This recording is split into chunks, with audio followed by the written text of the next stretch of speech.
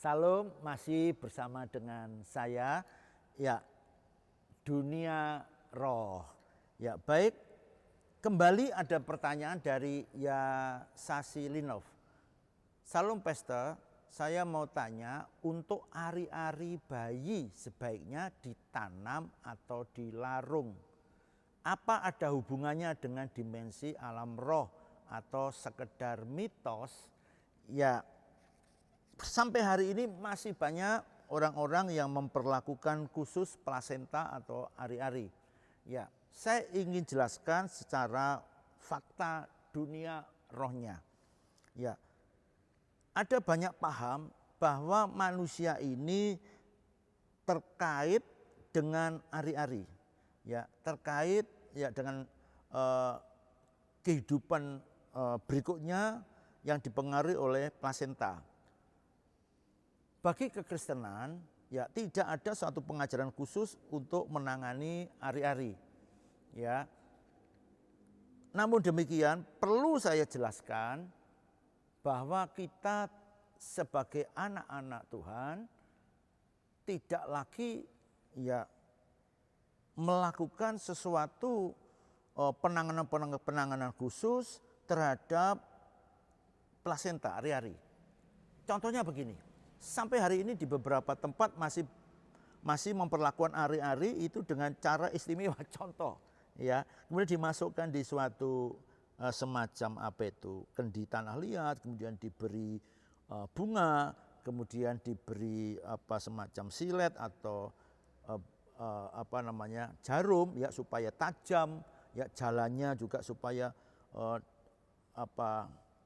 lurus, ya, dan lain sebagainya. Itu banyak sekali makna-maknanya, ya. Kemudian diberi tulisan-tulisan supaya anak ini kelak cerdas pandai, begitu, tidak bodoh, ya, banyak hal, ya, tentang tafsir tentang hal itu yang dimasukkan ke dalam sebuah tembikar yang ada area di sana, kemudian ditanam, kemudian masih dikasih lampu, ya, supaya apa? Supaya bayi tidak rewel, ya, supaya lampu itu kemudian menerangi jalan hidup bayi itu yang baru lahir.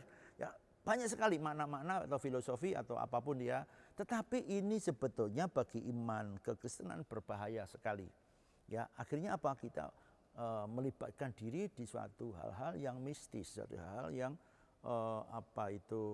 pemahaman-pemahaman sinkretisme, dan ini sangat-sangat melemahkan iman Kristiani. Kalau kita kemudian menangani ari-ari, ya tentu saja tanganilah secukupnya. Ya, bisa menyerahkan kepada rumah sakit, biasanya begitu, ya. Atau kemudian kalau membawa pulang, ya dikubur begitu, ya. Tidak perlu kemudian memperlakukan hal-hal itu seperti memperlakukan bayi itu sendiri, ya, seperti itu. Itu hal yang biasa sebetulnya. Menjadi luar biasa ketika kemudian kita melibatkan diri di suatu pemahaman-pemahaman, ya, tentang spiritisme, pemahaman-pemahaman sinkretisme itu, ya, itu sangat menjadi sesuatu yang tidak baik, ya. Nah, ini yang bisa saya sampaikan kembali. Pada waktu kita melakukan hal yang semacam ini, kuasa-kuasa yang lain yang bukan daripada Tuhan, ini akan ambil bagian di dalamnya. Ini yang menjadi persoalan tambah pelik, tambah rumit. Karena apa? Kuasa-kuasa kegelapan itu ambil bagian di dalam perkara-perkara semacam itu. Ya, kemudian benar lampu itu misalnya mati, kemudian bayi itu menangis. Nah, tuh, lampunya mati, makanya bayi ini nangis. Tapi sebetulnya tidak ada hubungan antara lampu dengan bayi. Ya, sebetulnya itu karena kuasa kegelapan ambil bagian di dalam perkara ini. Jadi hati-hati sekali, ya. Jadi Bapak Ibu yang mungkin tidak terbiasa dengan pelayanan-pelayanan semacam ini, ya hindari sajalah, ya. Ini sangat sangat berbahaya, ya, untuk kita terlibat, ya, dan juga terlalu mahal, ya, harga yang harus kita bayar ketika kita juga terlibat di semua hal yang terkait dengan okultisme dan sinkretisme.